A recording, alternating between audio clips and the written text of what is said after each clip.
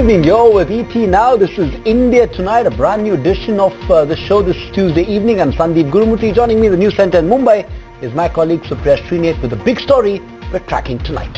It's a great evening to be with you, and straight on to Indian Telecom then. Do not want to preside over the death of Indian Telecom is what Finance Minister Arun Jaitley told us just 48 hours back in an exclusive interaction right here on ET Now, and action seems to have already begun on the ground. ET Now has accessed the blueprint of the government's action plan to save the telecom industry, which is facing an acute financial crisis. Sources do tell us that the core of the policy will be to put a cap on freebies and promotional offers that have made telecom operators unviable. ET Now also learned that an inter-ministerial group has been called on and the new guidelines will be announced by the end of June itself. As part of the rescue plan, incumbent players including Arcom, Airtel, Vodafone and RelJio representing their case before TRAI and the Inter-Ministerial Panel. Remember, most telcos have accumulated huge debt thanks to cutthroat competition and predatory pricing offered by new entrants like RelJio. Add to that, high spectrum user charges in the industry is staring at a bleak future. The government's Save Telecom mission, is it too late? Is it too little? That's our top story right here on India Tonight.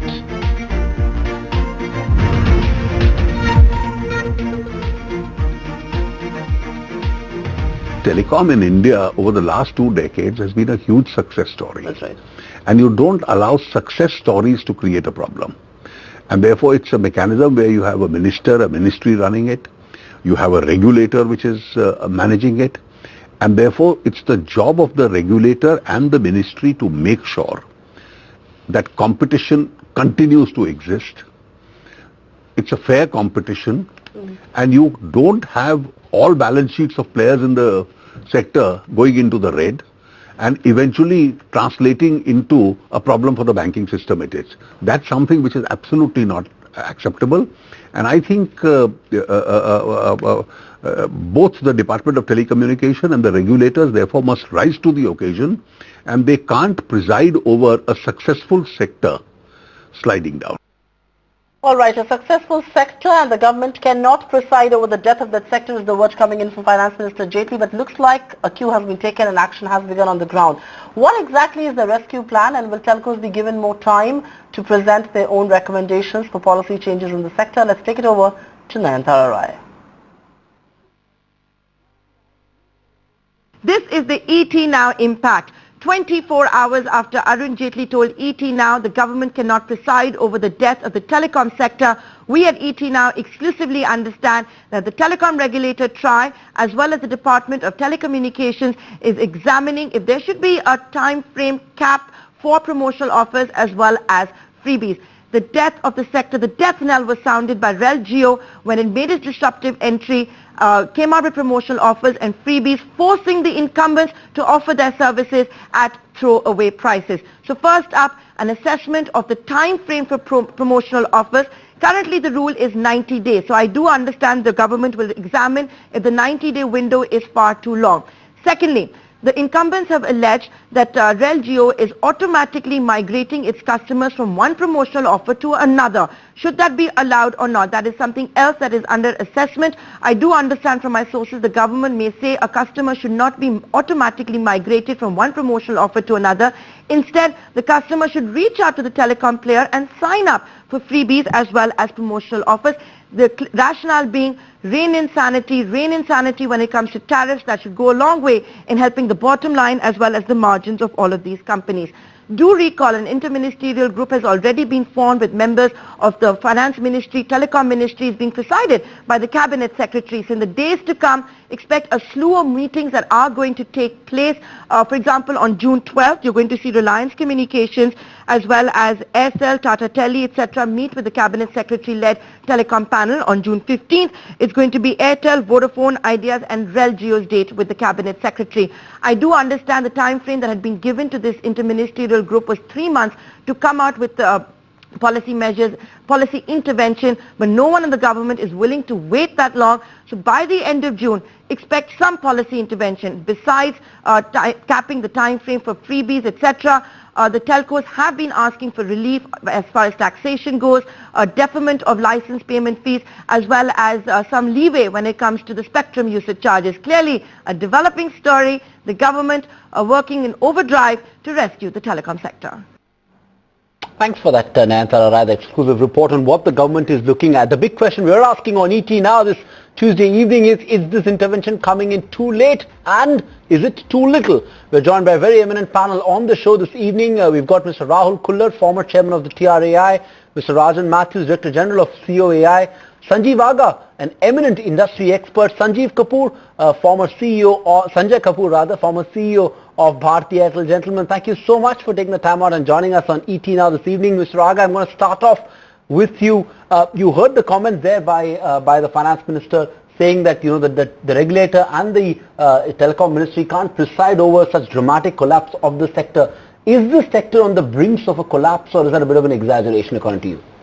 No, that's the question, and we'll try to answer it during this half an hour or 20 minutes that's left. Your question is it too little, is it too late? But let me just rewind, and I've been, as I was driving to your studio, I was looking at the paradox.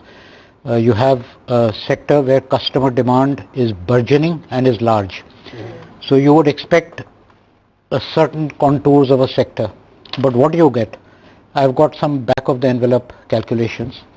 I'm taking January to March quarter, and if I annualize the numbers, the revenue of the sector is going to plunge to 1,80,000 crores or less. Now the losses of the sector annualized are going to be, hold your breath, 60,000 crores. Now these may not necessarily be reflected in the financial statements because some operators may choose to capitalize. Sure.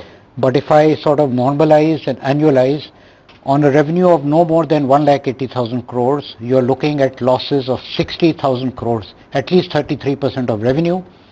And you're looking at debt, spectrum debt, bank debt, vendor credit and so on in the magnitude of 6 lakh crores. So this sector is heading straight into a speeding train. And the sector is 6.5% of the national GDP. So it's not just a sector, it's a national economic crisis. And I am reminded of a term, and I looked it up on the internet just before I came, of the law of unintended consequences. Apparently there's a sociologist, Thomas Merton, 1936, who popularized this phrase, and where you take a series of, you try to massage to achieve some predetermined outcomes.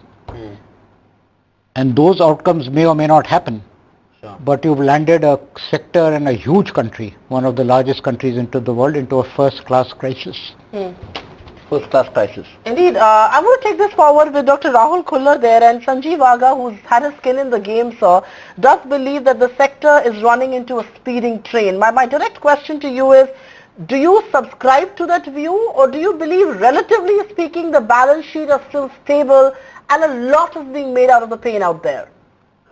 No, I think Sanjeev has got it broadly right. There is a very serious problem. What I'm a little surprised about is that, the TRAI I worked with had warned about the precarious state of finances as far back as 2013 and in 2014 and 15 before the auction. So it's not as if the government did not know. Secondly, it was clear that spillover problems would mean that the telecom problem would become a banking problem.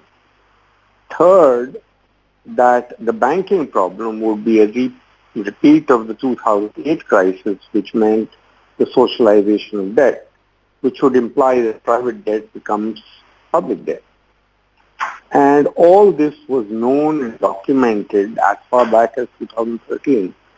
So I'm a little surprised why it's taken the government so long to wake up. Second, the TRAI even at that time had made suggestions on how to fix the problem, because if you're preempting 40% of the resources, why are you not lowering the license fee and the SUC as the NTP of 2012 had promised?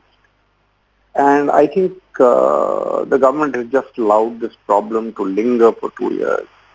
It has been exacerbated by what has happened over the last 9 months, where it would seem that the regulatory bodies, and I'm including both the government and TRAI, seem to have lost a grip on what is happening and have lost focus on what their job is, which is consumer protection on one hand, but definitely the viable financial and economic development of sector at large. Let me stop there.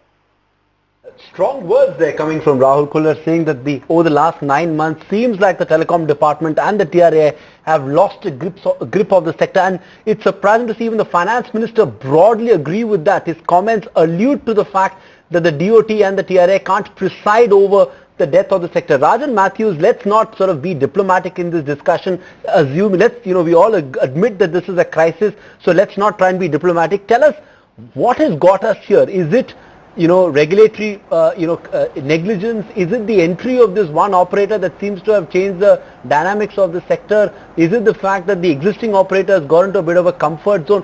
What is it that got us here? Whom would you blame? So Sandeep, I think there's plenty of blame to go around to everybody. I think the crisis really started with the cancellation of these licenses, 5 of them, the Supreme Court obviously stepping in, auctions beginning, burgeoning debt coming as a result of these outlandish bids that came out for reserve prices that had lost touch with the market reality, forced, if you will, buying with limited quantum of spectrum, doubling up of upfront payments along with a continuous revenue share, the continuous plunging of the revenue stream, unbridled competition.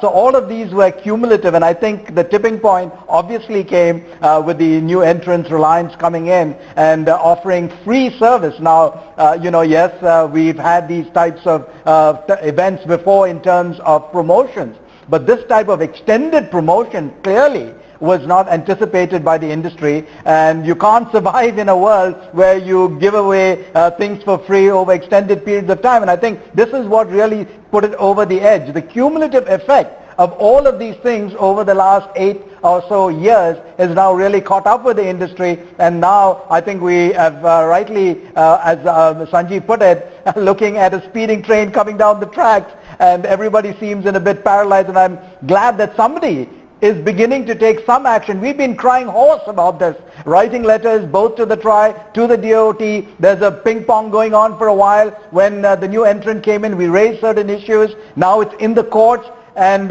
some of these issues of predatory pricing, dominant share, whether the promo period was inappropriately held, all of these things unfortunately are now in the courts, and we'll have to wait to see what the judicial bodies come up with.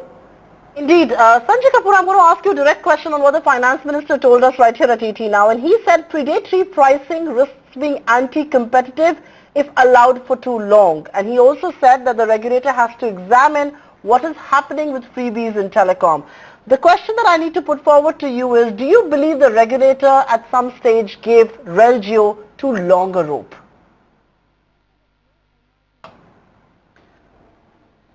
I think we'll be very parochial if we just looked at what's happened lately on the pricing. I'm absolutely clear that the regulator and the ministerial forum will look at how to deal with that and come out with some solutions which will be more systemic and will apply to everybody uniformly. But I think we are missing probably the woods for the trees here. The whole problem actually is a structural issue which has led to the industry being where it is. Very categorically, the world over, this industry survives as an oligopoly. But in India, there was an attempt to convert it to a perfect competition, and that perfect competition led to that term used, hyper-competitiveness in this market, where there were more than 12 players in the market. That's the root cause of how this problem started happening in this country. And because of that lopsided structure, which is unsustainable in any market, we had other things to follow.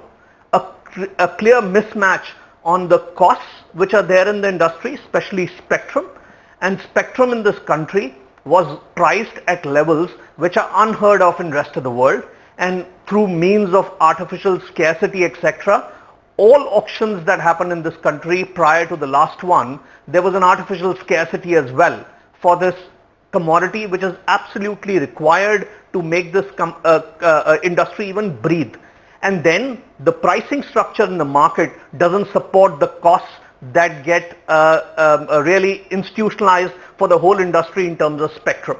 So when it's revenues, we are probably the least possible revenue realization in the world. When it comes to cost, we pay the highest cost for spectrum anywhere in the world. And then the policies that support it, primarily the SUC, the AGR definition, the revenue share with the government, when there is a market mechanism to discover the price of the raw material, why do we have to charge high prices which are more than the administrative cost for all this? The IUC that you have, why is it not reflective of the costs that are there for the whole industry to be actually sustainable going forward?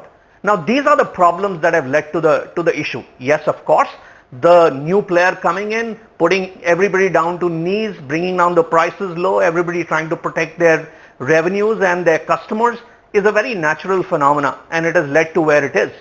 But the fact of the matter is that after paying for the spectrum and the costs in this industry, where's the money left with any operator to grow the customer experience, to be globally competitive, and to make sure that there is sustainability of the industry going forward? So I think these are the fundamental issues that have led us to where we are. Let's not put all the blame on the last thing that happened in the market. All right, fair point, I get that point. But, Rahul Kullar, I want to come to you on what the TRAI is sort of seemingly trying to do, what the government is trying to do now. And we believe it's not enough. They're now looking at curbing these promotional periods, looking at this grace time offered. In my view, it's coming in too late. What is the point of looking at it now? I mean, it's unlikely that a new entrant is now going to come and disrupt the market. The disruption has already happened, and these measures cannot be done with retrospective effect. So do you believe such measures of, now coming up with a policy on what should be a promotion period, how long can these freebies last? Is it just futile? Well, it's not, let's not call it futile, but it is a matter of closing this locking stables after the horses have bolted. So you're right to that extent that, that is all the government is going to come up with. Then it's actually rather absurd, because it does very little. Try and think of the following thing. When TDSAT has been telling TRAI for the last 6 months, look at this problem, wake up, do something. There has been no response, and this is it's a serious problem. I don't think, in my memory at least, TDSAT ever gave such directions to the regulator. And it's exactly this problem, that when people saw that there was a crisis on the horizon, they started raising their voices. And unfortunately, both, as I've said earlier, I think both in the department and the regulatory office, nobody sort of woke up. It was later that when the Telecom Commission and the then Secretary, Mr. Deepak, sent a message to the regulator that, look, there's something seriously wrong over here and government revenue is involved. That is when people started waking up. My own listing is that until the government does something about the license fee, the SUC, nothing is going to happen. So unless they're willing to give up revenue and put some more money in the hands of the telcos, they're not really doing anything. Second, they need to have a very hard look at how you curb a race to the bottom in terms of tariffs. That is a valid problem. I faced that problem in 2012, but fortunately, I never had to intervene because the market self-corrected and we started clawing back freebies, so the average tariff started rising. But, disruption I understand in any market, but this has gone well beyond disruption. This is actually destroying economic value of both the industry and the economy. That's all for now. Indeed, disruption, I think, has become destruction, if I may, quite frankly speaking, Mr. Aga. So I'm going to put forward the same question to you. Is it a little too late when the government is talking about having checks on predatory pricing? Is a 90-day window enough? I mean, they should have walked this talk earlier. And the second part of my question is it also time that the government realizes that they will have to forego of some revenue for the sector to stay viable, whether it's AGR, whether it's spectrum user charges, and all of that? You know, let me be as direct as possible. You know, I could go back even to 2002 and WLL and cancellation of licenses, and I agree with everything that Sanjay and Rajan have said and Dr. Khullar. But to me, there is one central root cause which sticks out to the present crisis. We may have had all kinds of crises in the background, but there is one central root cause. There is a clear-cut black and white regulation which says that a voice tariff cannot go below the rate of interconnect charge. It is crystal clear, it is black and white, it is explicit, it is specific. And it is known, and it is not enforced. And if you have something of this nature, then what do? And that is the one reason why we find ourselves, and as Dr. Khullar said, that has the horse bolted? Perhaps, but enforce it now. It's the law. You know, there are certain things you can't debate, they have to be done. That is the first point. Right. And the second point I just want to mention, because that's the other big elephant in the room, which has not yet happened. But I just find this uncontrollable and inexplicable urge to fiddle with interconnect rates. And I'm just, with all the persuasion at my command, the country is playing with fire. And this fire will not be restricted to the telecom sector, it will impact the whole economy. And for God's sake, put it off for 2-3 years. This is not something which you know, for these narrow considerations, you don't realize how destructive policy can be if you don't realize that, as I said, unintended consequences. And we know the justification they will give. They'll say this is in the interest of the consumer when it will end up damaging the industry. You know, Rajan Mathews, I want to come to you. The point that Dr. Khullar made as well on looking at, the only way to do this is to bring down the spectrum usage charges or to relook at the license fee that telecom operators pay the government. As you know, you represent the industry body, are actively involved in industry even now. What is it that the industry would prefer? I'm sure you made representation to the government as well. And what's the sense that you're getting? Is the government open to considering this at all? Because this is going to have revenue implications as well. So as Dr. Khullar rightly pointed out, those recommendations have been on the table from the TRAI for at least 3 to 4 years. So the very low-hanging fruit, as it were, was the reduction of the license fee from its present 8% to say 3% and then sliding down to 0, reduce the SUC charge, which is anywhere from 1 to 5%, bring it down to 1%, start looking at the definition of the adjusted gross revenue on which these percentages are computed. Look at what just happened recently as an indicator. All right, when the spectrum auctions happened in 2013 or 14, the finance ministry said that for the first time anywhere in the globe, they were going to start imposing a service tax. Get this, a service tax on the award of spectrum which you just purchased. So in addition to paying all of this money up front, you are now being asked to pay 15% as service tax. Of course there's offset, but look at this. You had to spread these payments over 3 years. On a net present value, it's a pittance. And now you're going from 15 to 18% on GST. And when we asked the finance ministry what is going to happen, they said, yes, of course. For all of these unpaid amounts on these spectrum auctions, the debt owing to the government, we're going to have to now pay from 15 to 18%. So you can see what is happening, and somebody in the government needs to wake up and say, let's put these low-hanging fruit into action, remove these anomalies, and let's just get on. Coming back to GST, look at this. Railways, 5%. I understand economy class tickets on airfare, 5%. We go from 15% to 18%. So again, the government just needs to focus and say, this industry is in trouble. Let's take away all of these things, put in place the reforms, and I think even these 5 or 6 simple steps, in our opinion, will get the industry certainly back on its feet from its hobbled situation. Okay, just to be the devil's advocate, that 15 to 18%, the justification being given by Finance Ministry is that you get input credit on that. But I want to just talk about the other point, and Sanjay, I want to pick that up with you. Whether it is the obligation to contribute to that USO fund, or even the government's own mandate of keeping a BSNL and MTNL up and running, letting these telecom operators lead. So the two questions, should we do away with the USO fund altogether? Has it outlived its relevance? That's point number one. And point number two is, what is the government's own thinking on, having these white elephants like a BSNL or MTNL? Are we seeing another Air India in the making on that?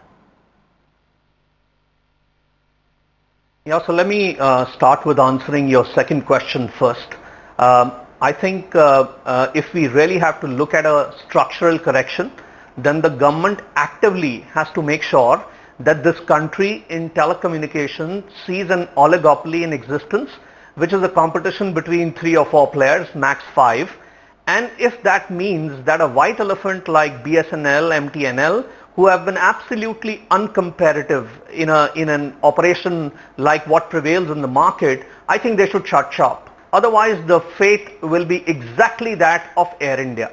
They have no business case going. With the sort of number of employees that they have, the sort of cost structure that they have, they cannot be amongst the top 3-4 players is very, very evident. So I think why wait for those entities to be decimated and create more agony for the industry? The best is save the money of the exchequers and shut down that company and sell it off or privatize it before it's decimated to a value of 0. I think that's absolutely written on the cards. Otherwise, it will have the same fate as Air India, as rightly pointed out by you. The second point to say, what do we do with the USO funds? The fact of the matter is that the USO funds till date have not been put to use where the industry has accreted any value that has either brought down their costs or taken up their consumer experience or given them a bigger reach to the least common denominator in the marketplace.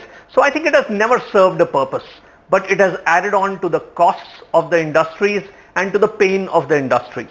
So I think when the ministerial group takes into account the whole cost structure that they must, because if government is desirous of the least prices and affordable prices in this country, then the cost structures have to support that requirement of the government. And if that is true, then it has to look at all cost elements, and I think USO stands there, which has been absolutely unproductive. There's a lot of money to be pumped back into the industry, and I think that should be given in the hands of the private operators who've been very successful in providing such a robust infrastructure in the country. I heard Mr. Jaitley say yesterday that, look, what percentage of people actually fly private airlines? So where's the need to have, a state-run, airline service? Same is the case over here. We've seen that the deployment of networks has been best done by private.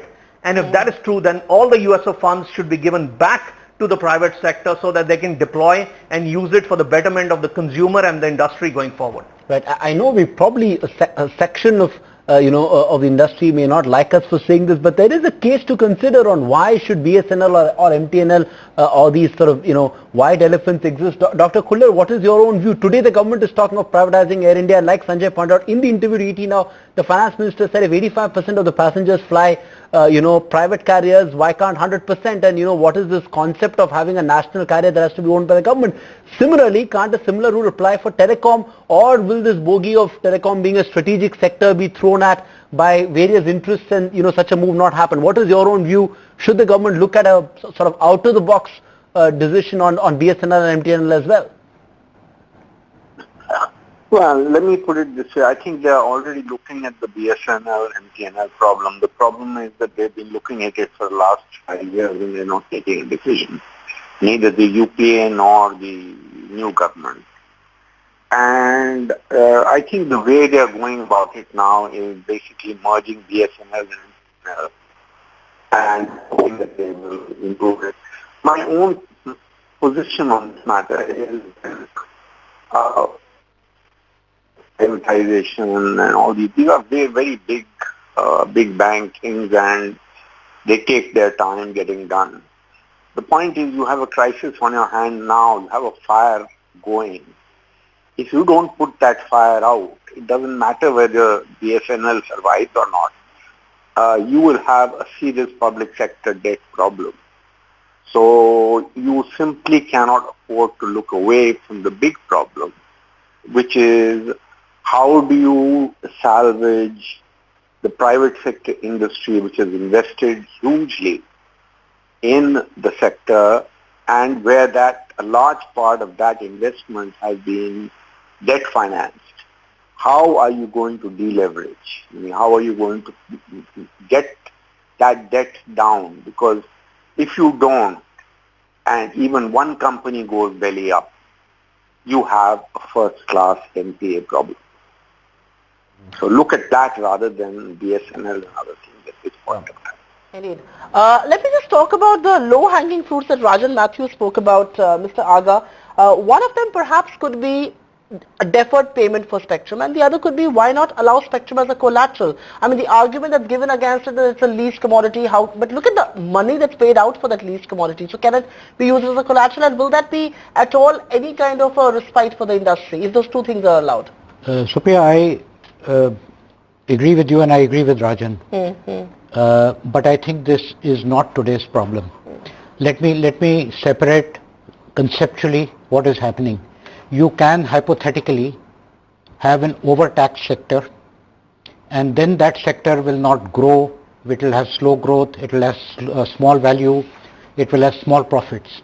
But a sector where the revenue is 1,80,000 crores and declining, and the losses are 60,000 crores, is not because of high taxation. It is because of rigged and non-level playing field conditions. That is the central problem, and if I may say so, in the UPA government, these things were not nipped in the bud, and they came back to haunt the government. So I agree with everything about, interest charges, but they are just going to extend the agony. It is throwing good money after bad. The central problem which has brought us to our knees and which will bring the country to its knees is a rigged playing field. And unless this is fixed, you will have, we can beat around the bush, but this is really what has happened. I have never come across a sector with so much demand and where people have 60,000 crores of losses, that's it, and it will go up next year. Rajan Mathews, rigged is what Sanjeev Aga is calling it. He's saying it's just not a level playing field. A word on the debt exposure, because, again, the context of the discussion is also the fact that it comes a week after one of the large telecom operators almost went bankrupt. I know many people in the industry have been skeptical about this operator and its financial health for a while now, but there was a real debt scare on the street that you had a credible sort of large operator, listed entity that was on the verge of going bankrupt, that was on the verge of defaulting, that had apparently defaulted on some loans as well, and the debt exposure is about 4 lakh crores. We had this letter written by the State Bank of India chairperson Arundhati Bhattacharya, explaining serious concern on the health of on the financial health of the sector and the debt exposure. What is your own view? Is there a genuine fear that some of these loans could indeed turn into an NPA and telecom could be the next big could be like a steel sector riddled with NPAs? Is that a real threat that we're looking at? Absolutely. I think that's a very real, not just a threat or a scare, but a reality. And I think this is one of the issues, not necessarily the only issue, but clearly one of the issues. And I think Dr. Kula put it well, when private debt becomes public debt, I think there's a real problem. And I think we have to really say, look, how do we get the sector back on its feet? One of the things that we keep talking about is going back to the government. I say, why do we want to go back to the government? A good 30 to 40% of our revenue goes back to the government in some form or fashion. So I think that's why we're going to the government and saying, look, there are certain endemic issues, obviously level playing field issues, obviously tax issues, which cumulatively are dragging this sector to its knees. And so again, we go back to this fundamental issue saying is that, look, please, the debt is a real problem. These debt servicing requirements are now more, if you will, than some companies' EBITDA earnings. So if you look at about 75,000 crore rupees of EBITDA earnings, the debt payout, the repayment as well as interest is close to 150,000 crore rupees, 3 times approximately of the EBITDA earnings. So you can see where the debt problem really sits partly center stage on this, and so the government has to address this issue. And exactly one of the issues we pointed out is a moratorium on the existing debt that is held by the government vis-a-vis spectrum. So extend the moratorium period from 2 to 5 years, and this is what SBI has proposed, and allow payments to be made over the length of the spectrum holding period, which is probably 15, 18 years left. So some of these things clearly can be done. The tax-free debt, for example, an infrastructure-oriented sector such as ours, clearly would benefit from the government allowing the industry to float tax-free debt. So these are things that the government clearly can do right away to help the industry. Indeed. So there are plenty of low-hanging fruits out there that can be plucked and the sector can perhaps get some respite. But the problem is endemic. The problem is a rigged playing field, and that needs to be sorted out. On that note, thank you very, very much, Dr. Rahul Khullar, Mr. Sanjeev Aga, Mr. Rajan Mathews and Mr. Sanjay Kapoor for being with us on this rather telling discussion. It can go on and on because there's so much more that we can talk about as far as saving Indian telecom is concerned. But thanks very much for being with us. Time for a breather here. That's right, but coming up over the next 30 minutes in this special telecast, Arun Shourie slams the Modi government, says it's running like an event management company and the demonetization was a disaster. An exclusive interview is up next on India Tonight. Sonia Gandhi comes down heavily on the Modi government. Addressing a party meeting, the Congress chief slams the centre for its attempts to kill a sense of India. And also coming up over the next 30 minutes, Vijay Mallya shows up at Indian cricket skipper Virat Kohli's charity event in London. Team India maintains a dignified distance from the controversial former business tycoon, even as Mallya slams media for its sensational coverage. That story and a lot more is coming up on India Tonight. Keep it with ET Now.